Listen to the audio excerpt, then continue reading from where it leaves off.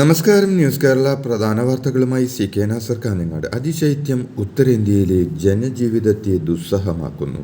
കനത്ത മൂടൽമഞ്ഞിനെ തുടർന്ന് ഡൽഹിയിൽ യെല്ലോ അലർട്ട് പ്രഖ്യാപിച്ചു. വ്യോമ റെയിൽ ഗതാഗതത്തെ കഴിഞ്ഞ ദിവസമുണ്ടായ കനത്ത മൂടൽമഞ്ഞ് ബാധിച്ചു. ദില്ലി, രാജസ്ഥാൻ, പഞ്ചാബ്, ഹരിയാന, ഉത്തർപ്രദേശ് എന്നീ സംസ്ഥാനങ്ങളിൽ കാഴ്ചപരിധി 0 ചുരുങ്ങി. ഡൽഹി വിമാനത്താവളത്തിൽ 30 വിമാന സർവീസുകളാണ് ഇന്നലെ മാത്രം റദ്ദാക്കിയത്. ഡൽഹിയിൽ ഇറങ്ങേണ്ടിയിരുന്ന 15 വിമാനങ്ങൾ വഴിതിരിച്ചുവിട്ടു. 150-ലേറെ വിമാനങ്ങൾ വൈകുകയും ചെയ്തു. അമൃത്സർ, ഗുവാഹത്തി വിമാനത്താവളങ്ങളിലും മൂടൽമഞ്ഞ് സർവീസുകളെ ബാധിച്ചു. നിരവധി ട്രെയിനുകളാണ് വൈകി ഓടുന്നത്.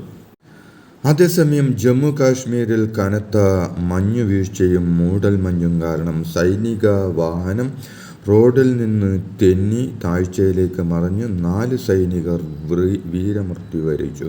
ഹരിയാനയിലും പഞ്ചാബിലും മൂടൽമഞ്ഞ് കാഴ്ച മറിച്ചതിനെ തുടർന്നുണ്ടായ 2 അപകടങ്ങളിലായി 7 പേർക്കാണ് ജീവൻ നഷ്ടമായത്. കർഷക സമരം വീണ്ടും ശക്തമാകുന്നു. കേന്ദ്ര സർക്കാരിനെതിരായ കർഷക സമരം കൂടുതൽ വ്യാപിപ്പിക്കാനും ശക്തമാക്കാനും കർഷക സംഘടനകളുടെ തീരുമാനം. 10-ാം തീയതി രാജ്യവ്യാപകമായി മോദി സർക്കാരിൻ്റെ കോലം കത്തിക്കുമെന്ന് സംയുക്ത കിസാൻ മോർച്ച രാഷ്ട്രീയേതര വിഭാഗം അറിയിച്ചു. ഗ്രാമങ്ങൾ തോറും പ്രതിഷേധ പരിപാടി സംഘടിപ്പിക്കുമെന്നും നേതാക്കൾ വ്യക്തമാക്കി. സ്കൂൾ കായികമേളയിൽ നിന്ന് 2 സ്കൂളുകളെ വിലക്കിയ സർക്കാർ തീരുമാനം പുനഃപരിശോധിക്കണമെന്ന് ആവശ്യപ്പെട്ട് പൊതുവിദ്യാഭ്യാസ മന്ത്രി വി ശിവൻകുട്ടിക്ക് പ്രതിപക്ഷ നേതാവ് കത്ത് നൽകി. തിരുനാവായ നവാമുകുന്ദ ഹയർ സെക്കൻഡറി സ്കൂളിനെയും കോതമംഗലം മാർ ബേസിൽ ഹയർ സെക്കൻഡറി സ്കൂളിനെയും പ്രതിഷേധിച്ചു എന്നതിൻ്റെ പേരിലാണ് അടുത്ത വർഷത്തെ കായികമേളയിൽ നിന്ന് വിലക്കിയത്.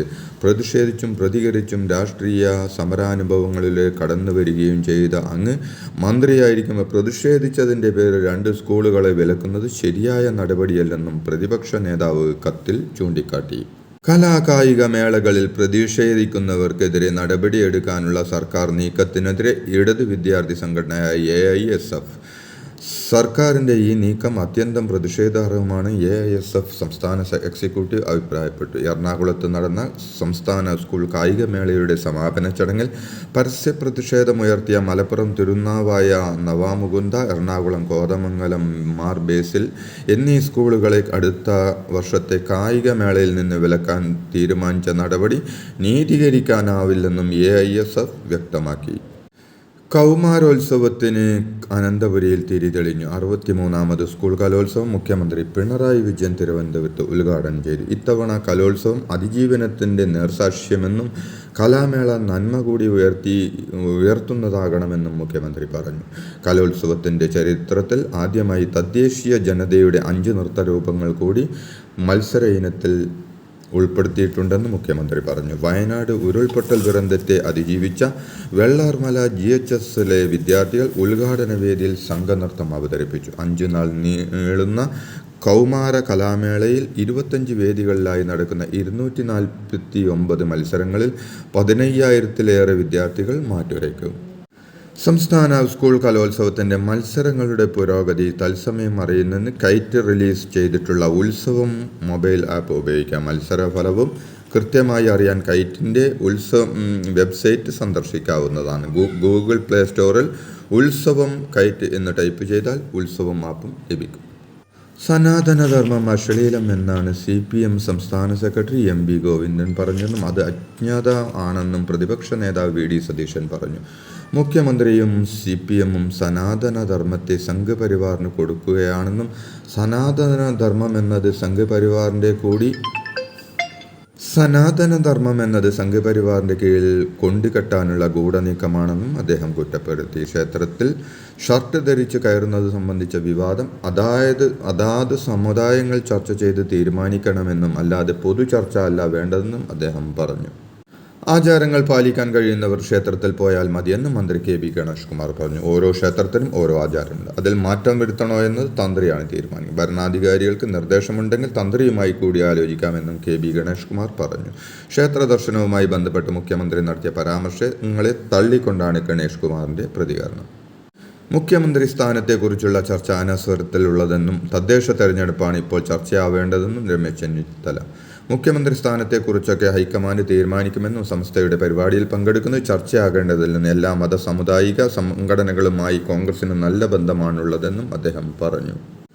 ചൈനയിൽ വൈറൽ പനിയും ന്യൂമോണിയയും വ്യാപിക്കുന്നുവെന്ന് വാർത്തകൾ വരുന്ന പശ്ചാത്തലത്തിൽ ചില കാര്യങ്ങൾ ശ്രദ്ധിക്കണമെന്ന് ആരോഗ്യമന്ത്രി വീണ ജോർജ്.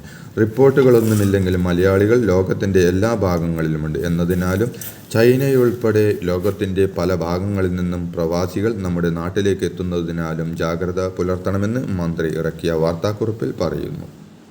പാലക്കാട് കൂട്ടുപാതയിലെ മാലിന്യ നിക്ഷേപ കേന്ദ്രത്തിൽ ആരംഭിച്ച ബയോ മൈനിങ് പ്രവൃത്തി നേരിട്ടെത്തി വിലയിരുത്തി തദ്ദേശ സ്വയംഭരണ വകുപ്പ് മന്ത്രി എം.ബി. രാജേഷ്.